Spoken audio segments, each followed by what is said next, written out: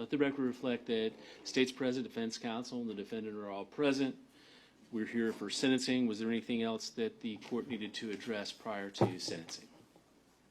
In this case, under the totality of the circumstances and evidence, the court finds no basis to override the jury's verdict.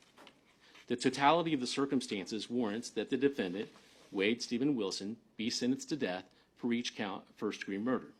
Accordingly, it is ordered and adjudged that the defendant, Wade Stephen Wilson, be sentenced as follows. Count 1, first-degree murder of Christine Melton. The defendant is hereby sentenced to death. Count 2, grand theft of a motor vehicle. The defendant is sentenced to 5 years imprisonment in the Florida Department of Corrections. Count 3, battery. The defendant is hereby sentenced to 364 days in the Lee County Jail.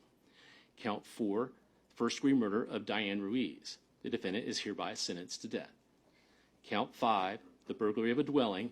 The defendant is hereby sentenced to 15 years imprisonment in the Florida Department of Corrections. Count 6, petty theft. The defendant is hereby sentenced to 364 days in Lee County Jail. The defendant is given credit for all time served on this case on all counts. All counts are to run concurrent with each other, meaning at the same time. All statutorily mandated fines, fees, and costs as announced on the record are imposed. If he cannot afford an attorney to represent him in any appeal, the court will appoint one for him.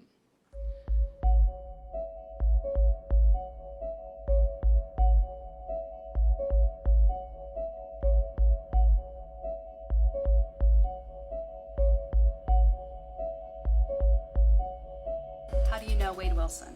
He's my son. So what did he tell you he did when he realized she's still breathing?